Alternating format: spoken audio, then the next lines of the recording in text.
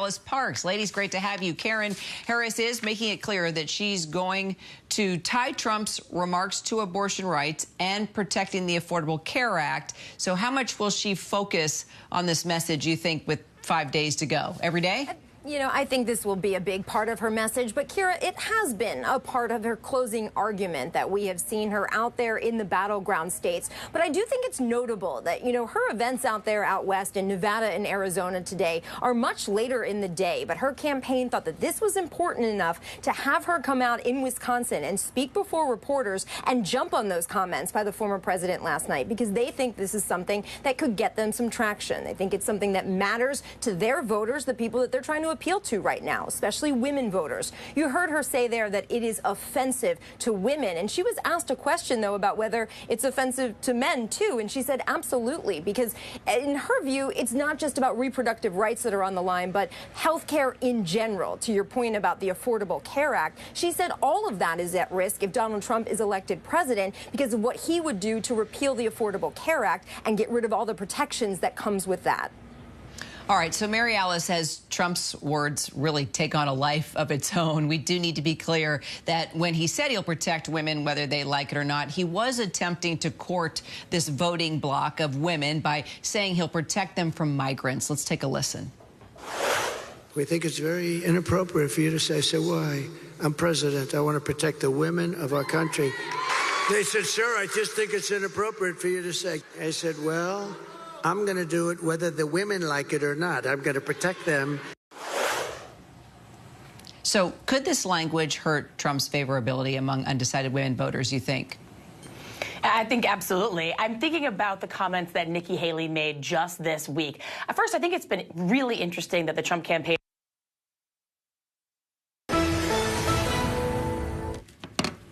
Only 5 days until the election.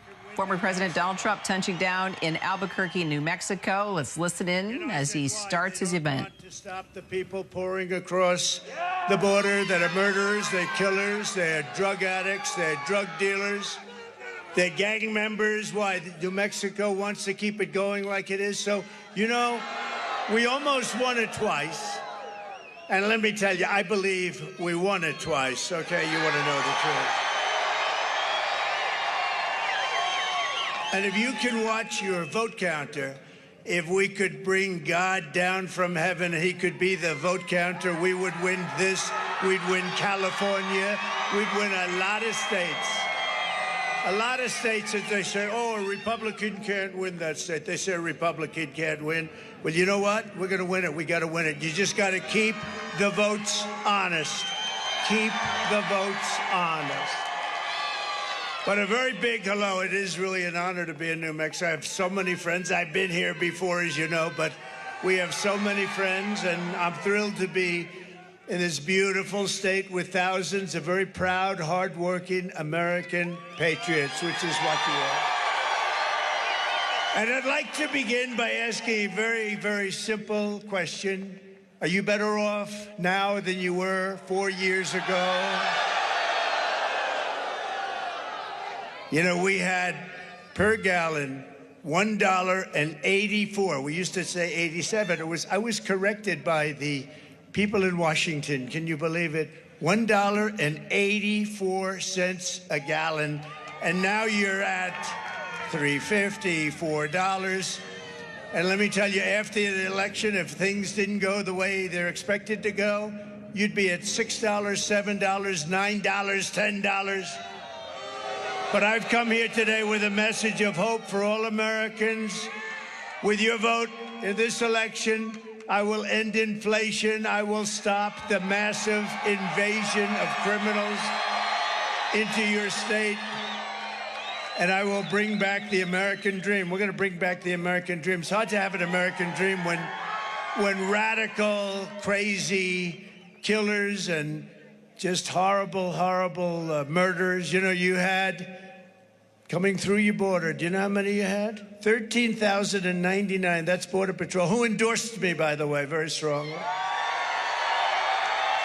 And you know what they said about her? She's the worst person they've ever seen having anything to do with the border. She's terrible. You cannot elect her. That's Border Patrol.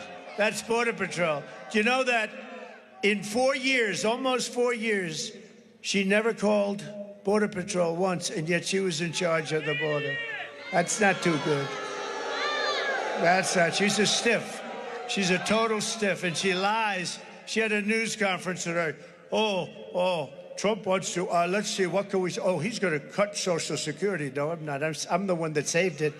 He's going to save Social Security. She's going to lose it.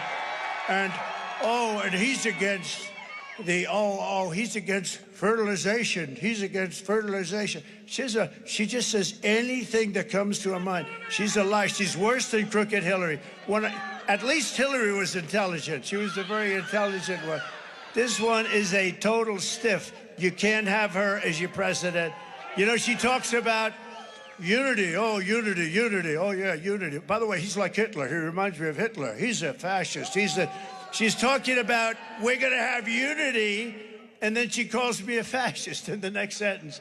This is the worst unifier. And, you know, Biden was bad, but you know who was a really bad unifier? Barack Hussein Obama. He was a horrible unifier. Horrible. He was a horrible unifier. And not a very good person. Not a very good person. Now, here's the guy, though. The man whose election was ripped away from him like you take candy from a baby. Okay? Crooked Joe Biden. What's better, Sleepy Joe or Crooked Joe? Sometimes I feel like it's Sleepy. Well, now, I don't know. Well, he's gotten him in so much trouble when he called you garbage. Hey, you're not garbage. You're not garbage. This is a hell of a big crowd. Look at that. Goes. I wish the fake news. I wish the fake news would show this crowd. I wish they'd turn the cameras over there as far as the eye can see. Over there. Not one camera's turning. Not one camera. They never turn the cameras. They never want to show the real crowd size. You know, Kamala should never be running right now. She doesn't deserve it. She came in last. She got no votes. Whether you like him or not, I'm not a big fan, but we had a debate. His numbers went down. It can happen, but they took it away from him. You don't take it away. He got 14 million votes in the Democrat Party, and then, oh, that sounds like a nice F-35. You know how many of them I bought? I bought a lot of them. Personally, I like the F-22 the best, by the way, but I think the F-22 is the most beautiful fighter jet ever made. But let's get back into this. That's the weave. Let's get back to the subject. You always end up in the right. You have to always end up in the right place. But Crooked Joe Biden, they stole the election from him. They went in, they said, crazy Nancy Pelosi, who, by the way, she had a big stake in Visa, and she sold it 2 weeks ago. The following day, it was announced that Visa is under major investigation. Nancy Pelosi sold her Visa stock 1 day before it was announced that they were under investigation. And the fake news doesn't want to report the story.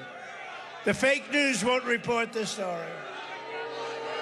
No.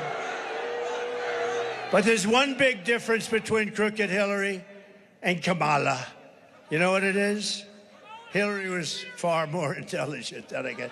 But Hillary didn't lie as much. Hillary was a liar and a scoundrel and a horrible human being, but she didn't lie as much as Kamala. Kamala will get up and say, Trump doesn't want to frack. He will never frack. No, I frack and I drill baby drill. I want to drill baby drill. She'll get up and say, haven't you heard? Donald Trump will not drill baby drill. He will not drill baby drill. No. Fortunately, most people are intelligent and they get it. And we're leading big in the polls, all the polls.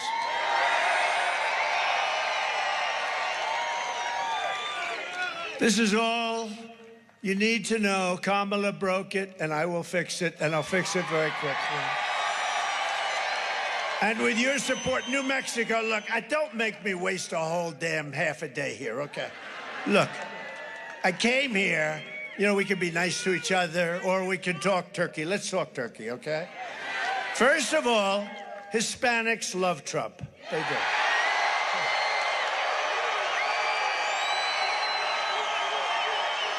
True. I like them. They're smart.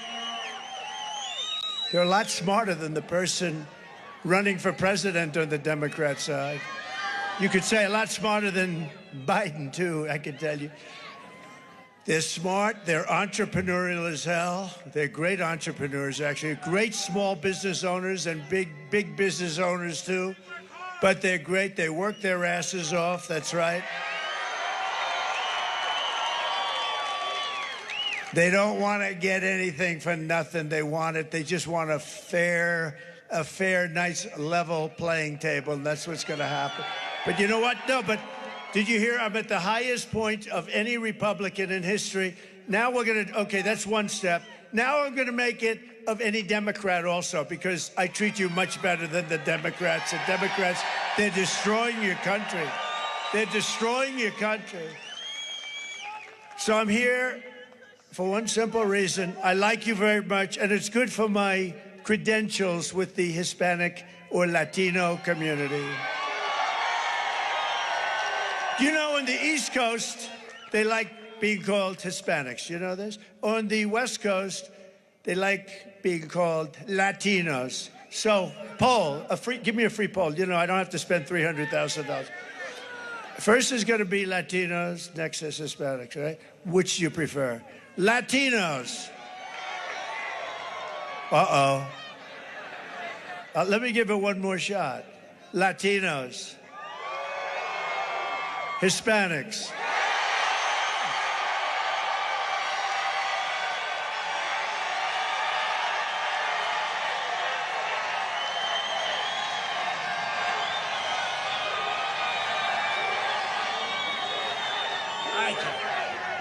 I can't believe it. I had an argument on the plane back there. Where is it?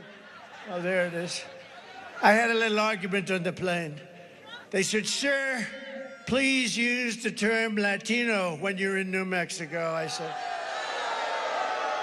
And I said, you know, I've always heard Hispanic, and then at some point there is a little area, but I feel more comfortable. Sir, really, you'll be very insulting. I take a poll, and it's 97% I was right. A free poll. As I was saying, I love the Hispanics. I love them. I love Hispanics, and they're hard workers, and boy, are they entrepreneurial, and they're great people, and they are warm. They are warm. Sometimes they're too warm, you want to know the truth. They are warm people. But you have to turn out the record numbers that we need in order to really demand a better future, and you have to go out, you have to vote. We want to win, win, win. We want to take care of the great state of New Mexico. We're going to defeat Kamala Harris, the worst vice president, and we're going to make America great again. We're going to make America great again, and you're going to go back. And, you know, this group, I think this group is so large that if you all went right after this, who's voted? Right. Okay, who is going to vote? That's good. Well, the people that have voted, if you voted against me, shame on you. I'm only going to focus on the people that haven't voted. I'm holding it against you. I should have done this trip about a week earlier, by the way. It's all right. These are minor mistakes. These are minor mistakes. No, it's good to be with you. I don't give a damn. I don't give a damn. But those people that haven't voted, which is about 40%, get out and vote for Trump, and we're going to have a big victory. We're going to have a big victory. I just want to be proven right. You know, I like to say I'm never wrong because it's good. Remember the hat, the great hat? Trump was never wrong about anything, and it's true. And that's sad because I've made some very bad predictions with her in office. You'll end up in depressions. You'll end up in third world wars. You'll end up, if anything ever happened, it would be horrible. If she got in, it would be horrible for the future of this country because she's grossly incompetent. She's more incompetent than Biden, and I didn't think I could say that about anybody. Do you think she's happy with him? I don't think so. Do you think she feels good about the language that he's been using lately, like calling us all garbage? Can you imagine the phone calls? What the hell are you doing, Joe? Please, Joe. I'm trying, Joe. I'm at a big disadvantage. They say I'm not smart, no, and then you go and you make it more difficult for me, Joe. What are you doing, Joe? Well, that's the way I feel, because that is the way it feels, probably. But you know who really, I won't use that term on him, but you know who the person is that we don't have too much respect for, right? I mean, you see what we have, and they're destroying our country, and they're ruining your state. They're letting millions of people come into your state. They're ruining your state. And get out there and vote. One of the biggest reasons we will win this state is that you have among the worst border problems of any state in America. And I am the only one that knows how to fix it. I already did fix it. 4 years ago, you didn't have a problem. 4 years ago, you didn't have a problem. Under Kamala, New Mexico has seen millions of people pour across your section of the southern border, including 10,000 convicted criminals and thousands of illegal alien gang members. Congratulations, you now have those gang members in your presence. Yeah, you have a lot of rough hombres, don't you? You have a lot of rough. They're tough hombres. Kamala has imported criminal migrants from prisons and jails, insane asylums, and mental institutions.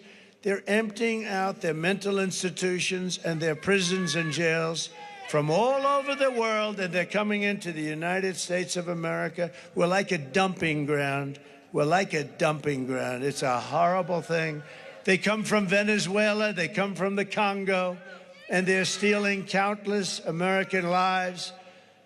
In Las Cruces, Mexico, an illegal alien criminal who was arrested but released from jail. You heard about this, you know about this. It's a big story all over, but especially here. On unsecured bond was charged. Unsecured bond, what is an unsecured bond? The hell are they doing, an unsecured bond? What does that mean? What is that? A bond is supposed to be secured. Was charged with decapitating a man, mutilating his body, and kicking his head around like a soccer ball in the public park. The victim's head was found 30 feet from his body. He had been stabbed multiple times, and his middle finger had been removed. I guess that was a sign of something. Today, I want to have you hear direct. By the way, that person is not being charged like he should be charged, okay? But today, I want you to take a look at something that just came about 2 days ago. We made a tape, which I'm going to show you, and it's a tape of a great mother who I got to know a little bit at one of the rallies, and I heard the story, and she said, I'd love to do this, and it's very sad. Everybody that's seen it, literally, they end up, tough men have ended up crying pretty profusely by watching this, so please take a look.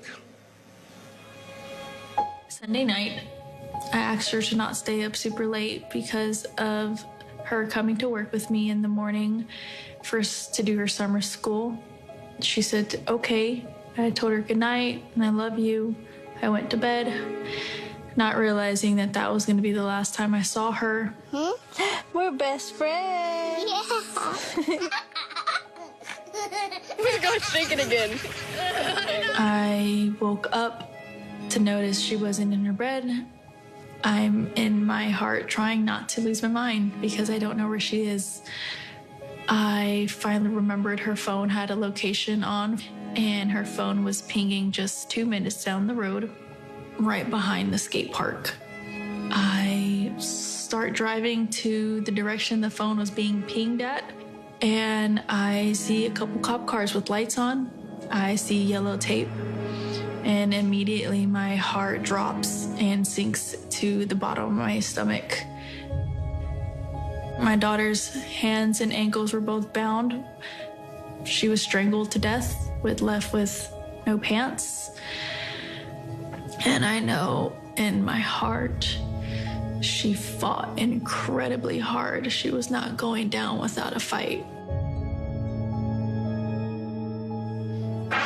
You're actually listening to the voice of the mom of 12-year-old Jocelyn Nungre, who's the little girl that was raped and murdered by two members of the Venezuelan gang, two members of a gang that were here illegally in our country. The president, former president, using that story, the Nungre story, time and time again at his rallies now as he's pushing himself as the answer to the border problem and the crisis of immigrants here illegally, specifically tied to crimes. He is there in New Mexico right now, actually on the tarmac where he landed in Albuquerque. He's hoping to rally voters in traditionally blue states. The question now is, just 5 days away from Election Day, can Trump get the votes he needs in states that Republicans haven't won in decades? Let's bring in our White House correspondent, Selena Wang, as she's been following all these rallies from Harris to Trump, and also reporter Catherine Falders as well. Selena, let's start with you. It seems now that this appears to be the message that Trump is pushing at every rally, and immigration, it clearly is something that voters trust him the most when it comes to all the issues within the platform. But I see that he's using now the Nungre family and this same exact video of little Jocelyn's mom telling the story of how her daughter was brutally murdered by these two Venezuelan gang members. That is true. We have covered that. That's exactly how that murder went down. But he also continues to talk about all the other criminals that are being released into our country, where we have to continue to just fact check the numbers when he takes one true story and attempts to inflate that into many more where the numbers just are not there. Well, Kira, there was a whole string of false and misleading statements that were made during that rally. Now, first of all, illegal immigrants commit crimes at lower rates than U.S. citizens.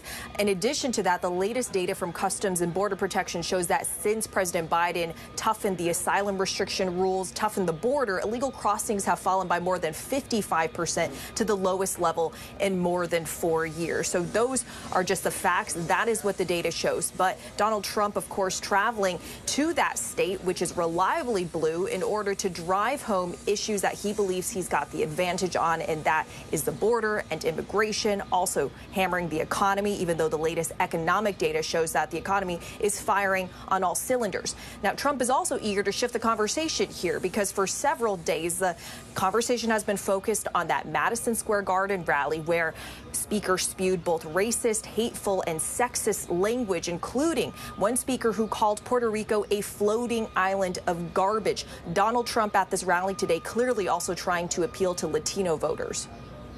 And driving home, that was the first thing he said, Catherine, right as he stepped up to the mic. I love Hispanics. They are warm people. He immediately drove into that angle, of course, coming off the story that is kind of started to die down about the comedian at his rally ripping the Puerto Rican people in a warm-up act that fell totally flat. So he's not only trying to get those Hispanic voters clearly, but he's also trying to get a state that Republicans haven't won in quite some time. Yeah, they haven't. And it was interesting, Kira, of course, those comments off the top trying to appeal to those Latino voters, many of whom who are supporters of Trump and supporters of his mass deportation policy that he's proposing in terms of his immigration plans. It's still unclear how he would do such a thing, but something that does resonate with these voters that he's speaking to. But off the top there, and you just mentioned this about this state that he hasn't won. He didn't win in 2016. 2016. He didn't win it last time either in 2020. But right off the top on those remarks, he said he almost won it twice. And then I'm reading this quote so I don't get it wrong here. He says, I believe we won it twice. He says, I believe we won it. Well, 2016, he lost by 8 percentage points. 2020, he, I believe, lost by 11 percentage points. So again, another example of how Trump has been making these comments preemptively ahead of the election to what could be viewed, frankly, as sowing doubt in the election results. We already know that he's refused to say that he'd accept them. He's only said he'd accept the results if they're free and fair, but that would only be most likely if he won. So important comments to keep watching from the former president in these last 5 days. All right, Catherine, Selena, thanks. We're going to take a quick break. More news ahead.